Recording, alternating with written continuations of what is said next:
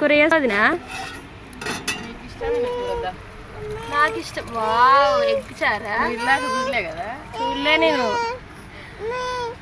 గోంగూర గోంగూర కనబడుతుంటే గోంగూర chicken అనుకున్నాను నేను. అమ్మ గోంగూర తెంపుతుంది కదా, చికెన్ వాసన వస్తుంది ఇడికి రాగానే, ఇక గోంగూర చికెనే అనుకున్నా. నాకైతే మస్తు ఇష్టం. నేను అదృష్టం ఇప్పుడు అన్నం కూడా తింటాలే నేను. మరి అంత ఇష్టం నాకు చికెన్ మటన్ బిర్యానీ పెట్టినా కానీ వద్దంట.